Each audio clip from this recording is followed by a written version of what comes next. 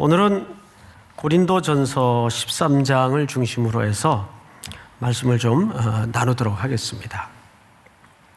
우선 본문으로 들어가기에 앞서서 이 고린도 교회 상황을 우리가 좀 이해를 가지고 오늘 내용을 들여다봐야 될 것 같습니다.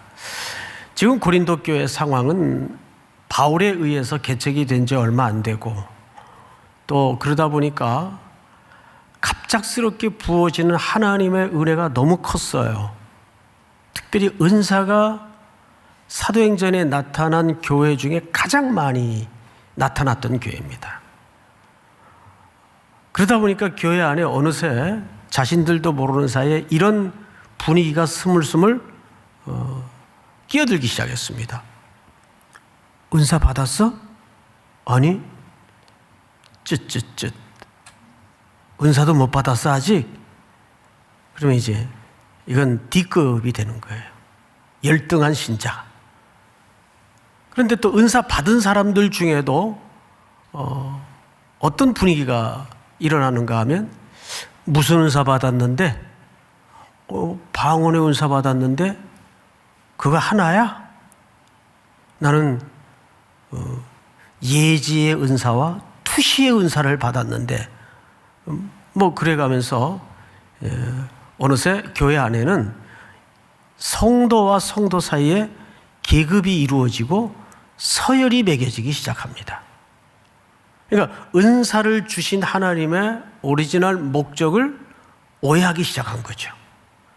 은사는 성도들을 구분짓고 서열화시키거나 계급화시키기 위해서 주신 게 아니거든요. 은사는 말 그대로 카리스라는 말은 맡겼다는 뜻이에요. 선물이라는 뜻이에요. 왜 주셨느냐? 약한 지체들을 또는 교회 공동체를 하나님을 가르치고 예수 그리스도가 어떤 분인지를 가르치는데 도구가 되고 유익이 되도록 주셨는데 그만 그것이 마치 자기의 특권과 계급인 양 그걸로 온 교회는 분쟁에 휘말리기 시작했습니다. 열등한 신자가 생겨지고 상대적으로 또 A급 신자가 생겨지고 그래서 1장서부터 고린도 교회 분위기를 보면 12장까지 전부 은사에 관한 내용들로 빼곡이 차 있습니다. 근데 더더군다나 12장 31절을 보면 사도 바울이 글을 이렇게 끝내요. 12장 31절을 한번 보십시다. 13장 바로 전절이죠. 너희는 더욱 큰 은사를 사모하라. 자, 앞을 잠깐 보실까요? 이 문장만 보면 마치 이런 느낌 들지 않습니까? 아주 불난 집에 기름을 끼얹는 격의 문구처럼 여겨집니다. 비교급까지 써가면서 사도 바울이 고린도 교회 성도들에게 어떻게 하라고요? 너희는 마치 이런 것 같죠? 야, 그 정도 가지고 되겠느냐? 좀 더 센 거, 더 판타시한 어떤 환상적인 은사 없냐? 더 큰 은사를 사모하라. 그리고 하반절에는 심지어 이런 말까지 얹어집니다. 내가 또한 가장 좋은 길을 너희에게 보이리라. 이 말은 무슨 얘기냐면 가장 좋은 방법을 내가 알고 있다. 그런 느낌처럼 들려져요. 그리고 이제 다음 장을 넘어와 보니까 그 유명한 사랑장이라고 제목되어진 고린도전서 13장이 이제 우리에게 펼쳐지는 겁니다. 그러면 정말 바울의 의도가 그런 것일까? 조금 더 환타지한 은사를 사모하라는 말이 되겠고 내가 그 비밀을, 그 길을 알고 있다라는 의미가 될까? 그 얘기를 13장에서 하고자 하는 걸까? 아니라는 거죠. 바울은 이렇게 글을 맺은 데에는 그만한 이유가 있어요. 그래서 우리는 오늘 이 감사주의를 맞으면서 제가 좀 고민이 있었어요. 요즘 올해 같은 때 우리 성도들에게 뭐 감사할 게 있냐고 말할 상황이 되나? 뭐 아프던 사람의 병이 나은 정도의 그런 상대적 감사라면 혹 한두 건 가능할까는 모르겠는데, 전부 다 가게가 폐업이 되고 문을 닫고 직장을 잃고 하는 이 마당에 이 성도들한테 무슨 감사를 하라 그래야 되나 하다가 이런 감사할 수 없는 상황을 맞는 이럴 때야말로 정말 본질적인 감사의 복원이 필요한 때구나. 본질적인 감사가 뭘까? 그것을 오늘 13장에서 우리가 본문을 중심으로 한번 같이 쫓아가 보도록 하겠습니다. 우리 고린도전서 13장 8절을 한번 볼까요? 8절 제가 좀 읽겠습니다. 사랑은 언제까지나 떨어지지 아니하되 예언도 패하고 방언도 그치고 지식도 패하리라. 자, 여기 상대적 개념이 등장을 하죠. 자, 일단 뒤에 보니까 예언도 패하고 지식도 패하고 은사도 패해요. 없어져요. 그럼 패한다의 반대 개념이 뭘까요? 패한다는 건 뭐죠? 일시적인 거라는 거예요. 유한하다는 거죠. 그러면 일시적인 것의 반대 개념은 뭐예요? 일시적인 것의 반대 개념은 영원한 것이죠. 그래서 그 영원함을 8절에서 이렇게 소개를 한 겁니다. 사랑은 언제까지나 뭐하지 아니하되 떨어지지 아니하되, 이 떨어진다는 말은 피프토라는 말을 쓰는데 이런 뜻이에요. 이렇게 딱 붙어 있는데 이 안 떨어진다 이 말이 아니에요. 요즘 거리를 지나거나 걷다 보면 제일 많이 눈에 띄는 게 뭐죠? 길거리에 나뒹구는 낙엽들입니다. 낙엽들은 여름 내내 싱그럽게 나뭇가지에 매달려 있다가 그 수명이 다하면 이 단풍이 붉게 물드는 것은 이 노화 현상의 종말의 끝을 알리는 겁니다. 그러니까 떨어지죠, 나중에는. 단풍이 수명을 다하면 나뭇가지에서 작별을 구해요. 쇠하는 거죠. 근데 떨어지지 않는다는 말은 무슨 개념인가 하면 이렇게 딱 붙어 있다가 떨어지지 않는다 이 개념이 아니고 정확하게 영원하다, 마르지 않는다, 쇠하지 않는다 이런 의미예요. 그 반대 개념은 뭐죠? 폐하여진다, 지나간다 이 뜻입니다. 이 고린도 전서에서 이 폐하다라는 말이 무려 9차례 정도 등장을 하는데 4번이 여기에 등장을 해요. 4번이. 그 정도로 이 폐한다는 개념은 바울이 종말론적 관점에서 의도한 매우 중요한 단어 개념입니다. 그래서 오늘 첫 번째 시간 개념이 뭐냐 하면 우리는 지금 일시적인 삶에 놓여져 있습니까? 영원한 삶에 놓여져 있습니까? 일시적인 삶에 놓여져 있단 말이에요. 우리도 언젠가는 이 몸이 어떻게 될까요? 늙어가고 마지막에는 죽음을 맞겠죠. 그 자크 아탈리라는 프랑스의 유명한 미래학자요 경제학자는 최근에 내한을 해서 심포지움을 하는 가운데 코로나19 이후에 인류의 문화에는 4가지 키워드가 만들어질 것이다. 첫 번째가 시간의 의미가 달라질 것이다. 시간의 의미가 달라질 것이다. 그리고 두 번째는 죽음. 죽음을 이제는 누구나 생각해야 될 것이다. 이 죽음이라는 주제는 앞으로 인류에게 커다란 문화의 키워드로까지 자리 잡을 것이다. 듣고 보니까 뻔한 얘기더라고요. 죽음 다음에는 뭐죠? 슬픔. 인류의 기본 기조가 슬픔에 바탕하고 있잖아요. 웃을 일이 별로 없잖아요. 그래서 이제 억지로 웃기는 프로가 있었는데 그 프로마저도 이제는 사라지는 시대를 맞고 있잖아요. 슬픔 끝에는 뭐죠? 뭐가 남습니까? 장례만 남아요.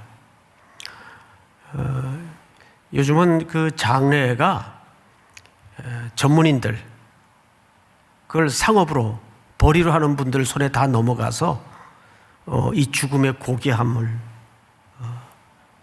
피차가 공유하지 못하죠. 저희 그 목회 초년병 때만 해도 7, 80년대인데 부교역자 생활 때는 교회 장례가 나죠. 그러면 부목사님들이 직접 그 댁에 가서 또는 병원에 가서 염을 직접 했어요. 저도 엄청 염을 많이 했어요.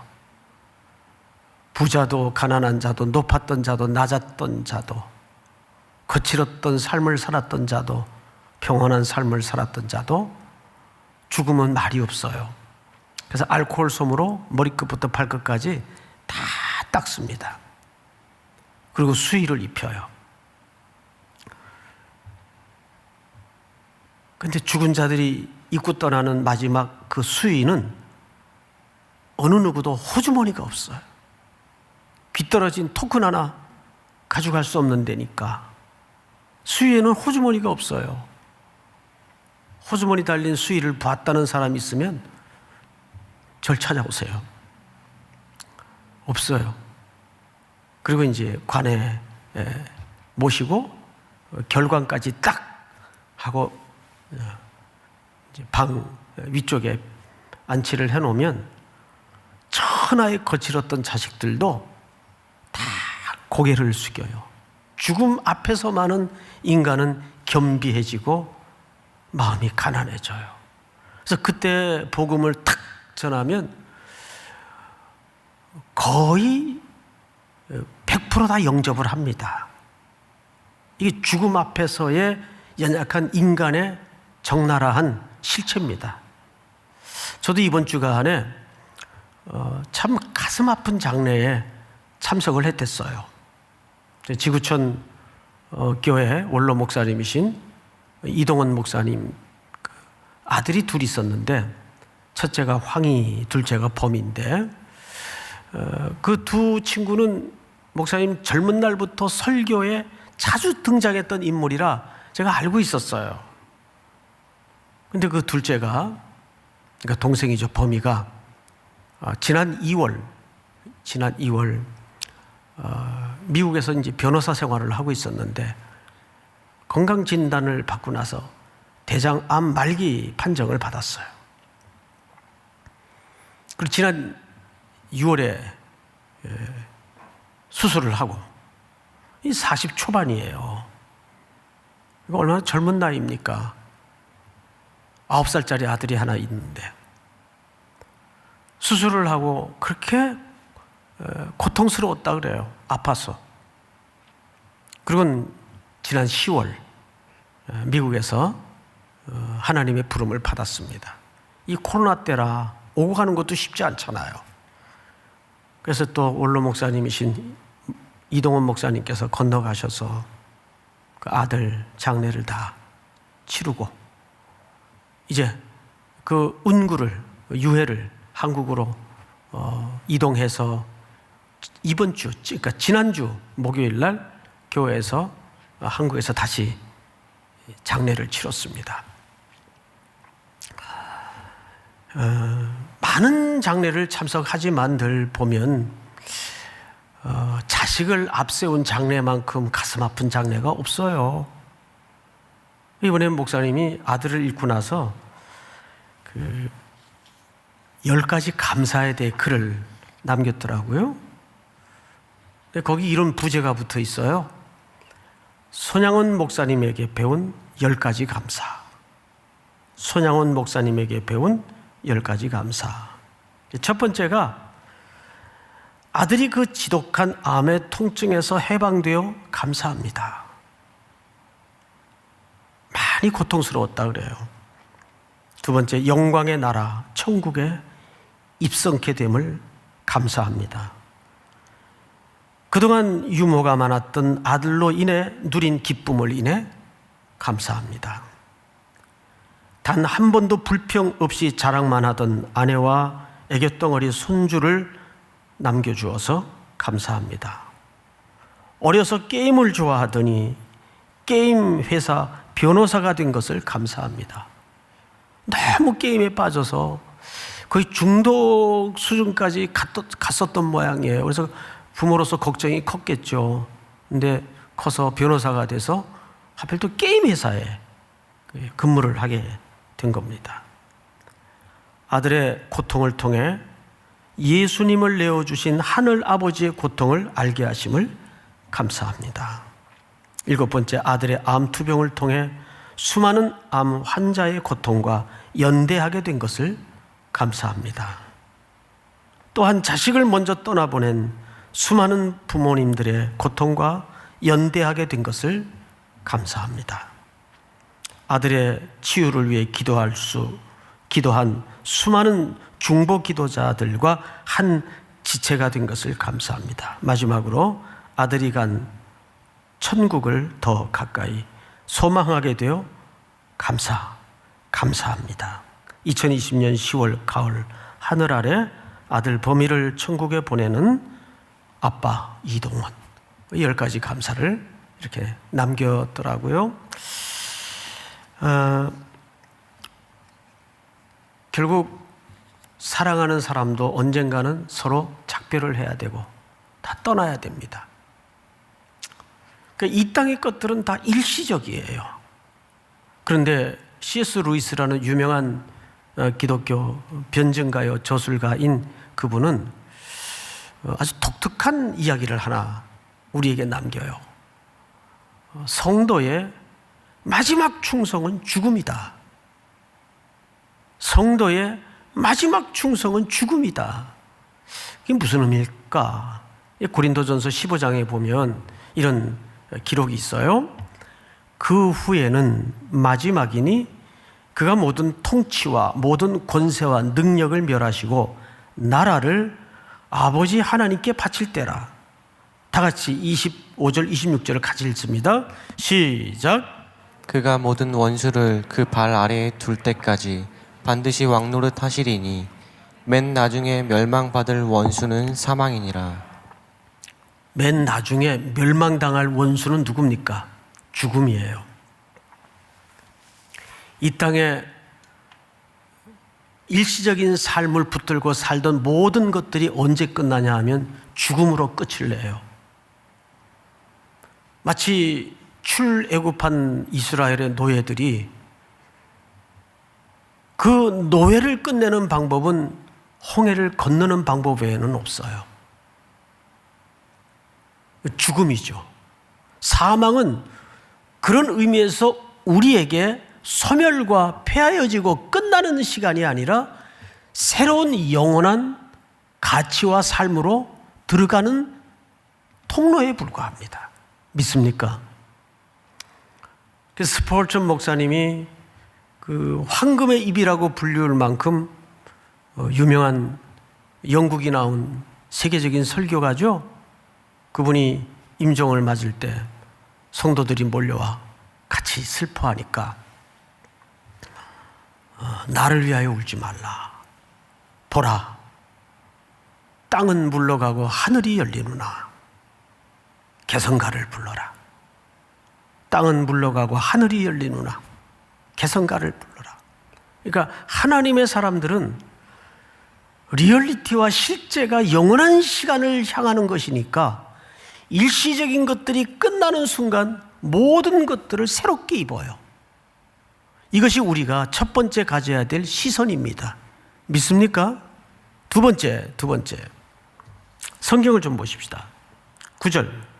우리는 부분적으로 알고 부분적으로 예언하니 온전한 것이 올 때에는 부분적으로 하던 것이 폐하리라. 여기도 폐하리라는 말이 등장을 하죠.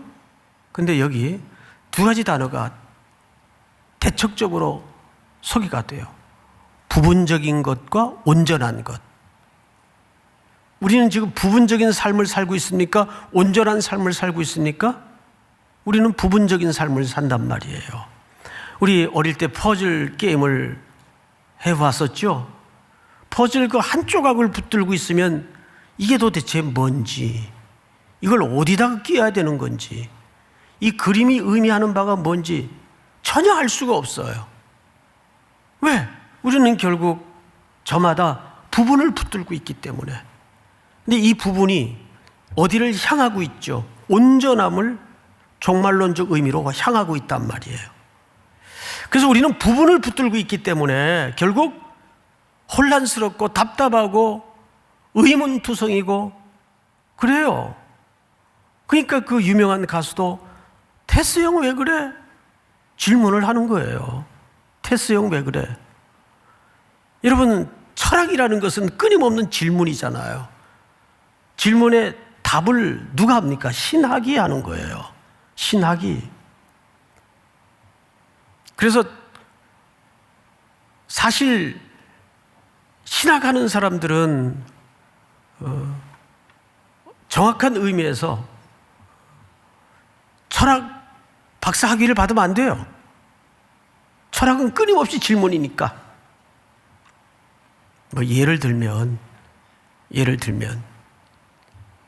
이번에 그 미국의 대통령으로 당선된, 아직 뭐 결판이 안 났다죠? 당선된 그 바이든의 나이 많음도 놀라운 일이지만 그 인생 역경의 스토리를 읽어보니까 야, 뭐 이런 사람이 다 있나 싶을 정도로 한 사람이 감내하기에는 너무 험한 사연들을 많이 겪고 살았더라고요. 그는 자녀도 앞세웠고 첫 번째 부인도 교통사고로 같이 앞세웠어요.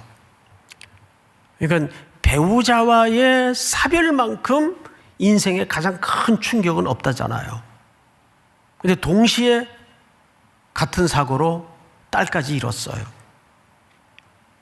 그리고 그 이후에 그가 그 못지않게 또 겪었던 사고와 사건들을 보면 야, 이 한 사람에게 몰아닥친 일로서는 참 엄청난 인생을 살아냈구나.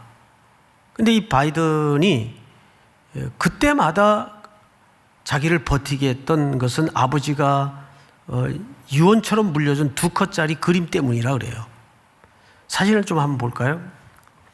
이 바이든이죠. 지금 노트북 뒤쪽에 보면 액자에 2컷짜리 그림이 담아져 있죠. 항상 저 그림을 저렇게 집무실 책상에 비치를 해놓고 힘겨울 때마다 아버지가 자기에게 남겨준 그림을 보면서 용기를 얻었다 하잖아요. 이걸 좀 확대해서 한번 보겠습니다. 자, 이게 만화입니다. 만화인데 막 먹장구름이 껴있고 천둥이 치고 비바람이 부는 그림이죠. 첫 번째 그림을 보니까 한 남자가 하늘을 향해 팔을 벌리고 Why me? 그래, Why me? 왜 나여야만 합니까? 왜 하필 납니까? 우리는 지금 부분적인 삶의 조각을 붙들고 살기 때문에 인생의 발자국마다 이런 질문이 터쳐 나올 수밖에 없어요. 이건 뭐지? 하나님, 이거 왜 납니까? 왜 나여야만 합니까? Why me? 1992년 LA에 폭동이 일어났을 때 이민자들이 그 가게를 일구느라고 얼마나 여러분 고생하는지 아세요?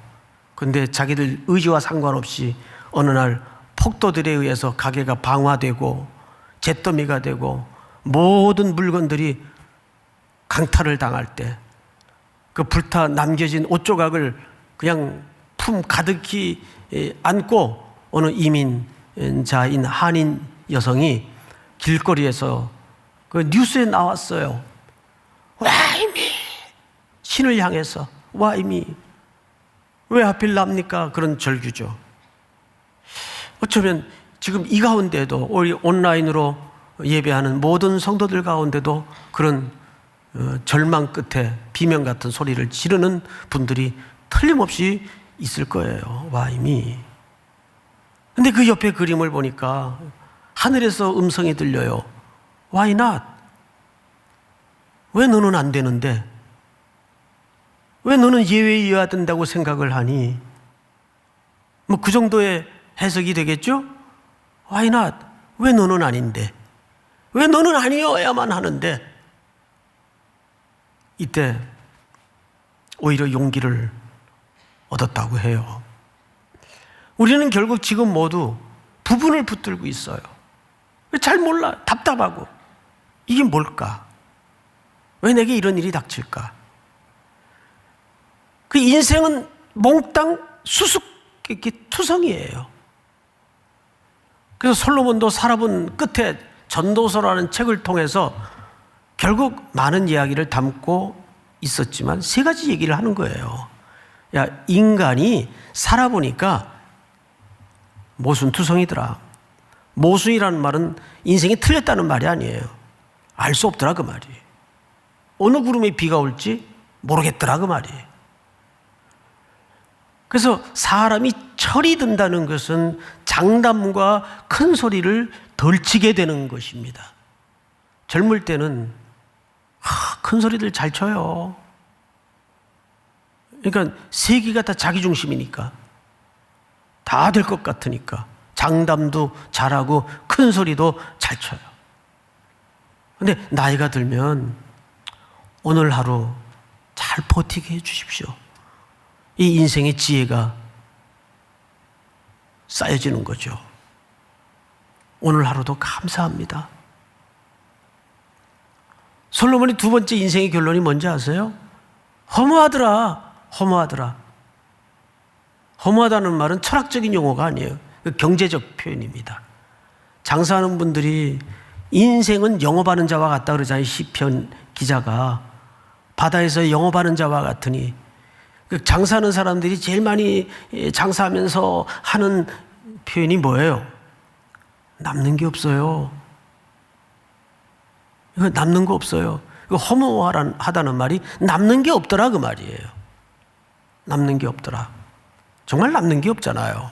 다 남 벌어먹이느라고 그렇게 발바닥에 땀나도록 고생들 하는 거지. 그리고 세 번째 솔로몬의 고백이 뭐죠?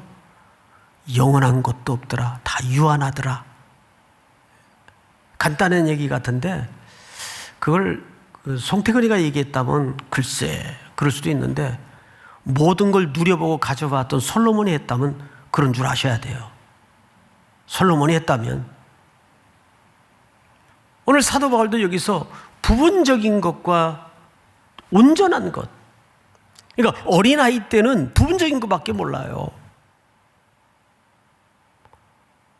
어린아이 때는 애들 노는 거 보세요. 그 딱지 몇 장에 과자 몇 조각에 목숨들을 걸고 울고 싸우고 막 어린이 교실을 뒤집어 놔요. 그런데 대학원생이 돼서도 딱지 몇 장 가지고 인생이 걸린 듯 그렇게 울고불고 난리치면은 심각한 거죠. 그건 심각한 거죠. 장성한 자가 되면 어린아이 쪽의 일을 버려요. 근데 어린아이 때는 부분밖에 모르니까 인생에 대해서도 그렇고 부분밖에 모르니까 어느 학생이 운동장을 가로질러서 강의 시간 늦은 줄 알고 막 뛰어가는 거예요. 그래서 교수님이 불렀어요. 어이 자네 왜 이렇게 뛰나? 강의 시간에 늦을까 봐 학점 빵꾸 나면 재수강해야 되니까. 가만히 있어봐. 자네 엊그제 사랑하는 자매하고 헤어졌다는 그 학생 아닌가? 예, 맞습니다. 너 같은 놈은 F 맞아야 돼. 그래서 성적표에다 권총 한 자루를 줬대요. F. 그래서 이 학생이 가서 따진 거예요. 아니 제가 F 맞을 아무 이유가 없는데 왜 저를 F 줬습니까? 자네는 3년 넘게 사귄 자매와 그렇게 가슴 아픈 이별을 해놓고도 학점 따기 위해서 이렇게 뜀박질할 생각이 나나? 그럴 때는 쥐두새도 모르게 며칠 잠수를 하든지 그래야 그 인생을 아는 인간이지. 그래가지고 할 말이 없어서 다시 재수강을 했다는 전해 내려오는 이야기가 있어요. 누가 만든 얘기겠죠? 예. 참 삶이라는 것은 여러 가지로 우리가 정의 내리기가 힘들어요. 공식대로 되질 않잖아요. 공식대로 돼요? 수학 공식처럼 인생이라는 게, 인생이 그렇든 목회도 공식이 없어요. 목회도 답도 없고. 마지막 세 번째로 12절 우리 한번 다 같이 읽겠습니다. 중요합니다. 시작. 우리가 지금은 거울로 보는 것 같이 희미하나 그때에는 얼굴과 얼굴을 대하여 볼 것이요 지금은 내가 부분적으로 아나 그때에는 주께서 나를 아신 것 같이 내가 온전히 알리라. 아멘. 사실 이 고린도전서 13장 12절 말씀은 아주 유명한 구절입니다. 그 유명한 자유주의형 쪽의 신학자인 칼 바르트라는 분, 여러분 이름 정도는 귀에 들어보셨죠? 칼 바르트라는 분이 1941년도에 6월 22일 날 아들을 잃어요. 아들이 그 알프스 산에 등정을 갔다가 그만 실족사로 죽습니다. 그리고 6월 25일 날 그 마티아스라는 아들의 장례가 치루어지는데 그때 장례 집례를 아버지가 합니다. 칼 바르트 아버지가 아들의 장례를 집례를 해요. 근데 그때 본문이 고린도전서 13장 12절입니다. 이렇게 설명을, 우리가 지금은 거울로 보는 것 같이 희미하나. 희미하다는 것은 뭐예요? 지금 이건 뭔지 모르겠다 그 뜻이죠. 알 수가 없더라. 여러분, 유명한 대신학자이기 전에 막 생때 같은 20살에 꽃다운 아들을 잃어버린 아버지예요. 그 아버지가 아들을 장례를 치르며 아들의 죽음 앞에서 어떻게 이해가 되겠어요? 그래서 그는 이 본문을 통해서 우리가 지금은 희미하나, 지금은 희미하나, 지금이라는 단어를 써요. 지금. 근데 이 지금과 대비되는 단어가 여기 또 등장을 하는데, 그때는 지금과 그때예요. 그때는 언제를 얘기합니까? 우리 주 예수 그리스도께서 모든 권세를 가지고 천군의 나팔소리와 함께 우리를 데리러 오실 때, 이 유한한 역사가 끝이 날 때, 그때는 어떻게 된다는 거죠? 얼굴과 얼굴을 대하여 볼 것이요. 그때는 직접 우리가 만나기 때문에, 선명하게 만나기 때문에, 그때는 내 일시적인 삶 속에서 불뚝불뚝 혼란스러웠던 모든 것들이 다 선명하게 드러날 것이다. 이유가 밝혀질 것이다. 여기서 제가 질문을 하나 할게요. 질문이 뭐냐면, 지금은 희미하나 그랬어요. 그럼 그 희미함이 내가 희미한 겁니까? 하나님이 희미한 겁니까? 예? 내가 희미한 거예요? 하나님이 보시기에 희미한 거예요? 내가 희미한 거죠. 나는 희미해요. 지금도 알 수 없는 것들이 너무 많아요. 여기 표현대로라면 희미한 게 정체불명의 삶의 조각과 문제들이 너무 많단 말이에요. 사연에 대해서, 사건에 대해서, 사람에 대해서. 근데 하나님은 희미할까요? 하나님은 선명할까요? 그분은 선명하세요. 믿습니까? 그렇다면 우린 여기서 조심스럽게 도출되는 자연스러운 결론이 하나 있어요. 이때 우리에게 필요한 게 뭐죠? 하나님에 대한 믿음이에요. 그분은 전능하시고, 그분은 나를 위해 아들 독생자를 내어 주시기까지 나를 사랑하시는 분이심을 우리가 믿어요. 그렇죠? 그렇기 때문에 이 고린도전서 13장은 이렇게 끝이 나요. 그런즉 믿음, 소망, 사랑 이 세 가지는 항상 있을 것인데 그 중에 제일은 뭐라 그랬어요? 사랑이라 그랬어요. 믿음도 소망도 언젠가는 의미가 없어지는 순간이 와요. 근데 사랑은 떨어지지 않아요. 영원히 마르지 않는다 그 말이에요. 그러니까 하나님은 사랑이시라. 요한일서 기자가 얘기하죠. 하나님은 사랑이시라. 그 얘기 의미가 뭡니까? 우리가 본질적이고 영원한 시간이 도래하면 그 사랑이신 하나님과 사랑하는 일밖에는 남는 게 없어요, 우리 앞에. 그럼 사랑과 그 동전의 양면처럼 같은 동의어가 뭡니까? 감사예요. 감사. 감사할 수 있는 사람만이 사랑할 수 있고 사랑할 수 있는 사람만이 감사할 수 있어요.